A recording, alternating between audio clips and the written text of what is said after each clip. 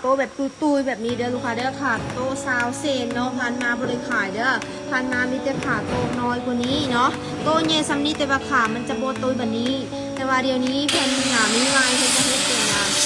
ตามไม้ที่ว่าเขามีลูกค้าเด้อบ่แม่นว่าเขามีไม้ซ้ำนี้แล้วเขาตัดออกให้มันคือเก่าบ่แม่นว่าเขามีไม้ใหญ่ซ้ำใดเขาก็เฮ็ดตามไม้ที่เขามีเนาะลูกค้าเนาะก็เลยว่าพิเศษนะคะมีแต่2ชุดสำหรับ2เจ้าของเนาะมีแต่2ชุดสำหรับ2เจ้าของตัวนี้กับตัวนี้เด้อลูกค้าเด้อมี2ด้วยเท่านั้นเนาะบ่มีหลายเด้อลูกค้าเด้อเครื่องบานคึกมีแต่2กับ3นี่แหละบ่มีหลายเด้อลูกค้าก็เลยว่าอยากให้ลูกค้าสนใจอยากได้ก็เอาไว้จนได้เครื่องเลยนะเมิดแล้วกับเมิดเลยนะลูกค้าเด้อโบเมนวันมีตลอดเพราะว่าเครื่องเฟอร์นิเจอร์นี่นะมันจะบ่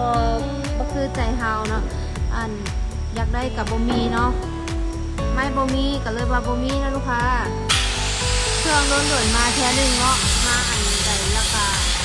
แบบที่ว่ามันบ่คือปกติสินะเนาะบ่คือปกติ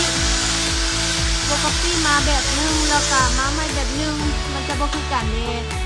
ก็เลยว่าอยากให้ลูกค้าเข้าใจอยากได้เนาะแล้วก็อยากได้ราคาเข้ามาเลยสนใจอยากได้ราคามาเลยเนาะเบิ่งตัวจริงเอาเนาะ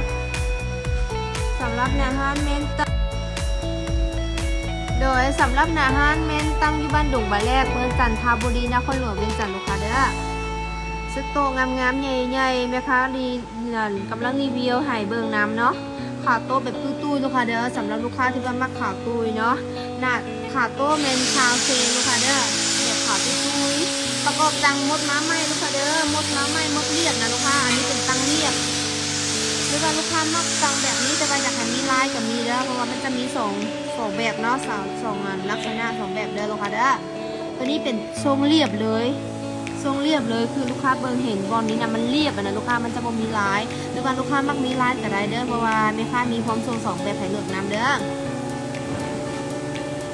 ตั้งมาใหม่ลูกค้าเด้อให้ประกันเลยงามโคตรงามเลยให้ประกันตรงบวกให้ประกันงามเด้อบ่งามบ่ขายนะบ่งามบ่เอาเงินนะให้ประกันเลยหน้าตั้งหน้าโต๊ะนะลูกค้าเด้อแผ่นเดียวหมดเลยหน้าตั้งหน้าโต๊ะไม่แผ่นเดียวลูกค้าเด้ออันนี้ยาว2 เมตรพวงนี้เมนพวงเมตรนึงประกอบตั้งนี้นะได้10 หน่วยลูกค้าเด้อประกอบตั้งมี10 หน่วยเนาะ10 หน่วยชุดนึงราคาปีใหม่เด้อเอาไปนั่งกินเหล้ากินเบียร์นั่งแบบประซุ่มนั่งแบบชมแซวได้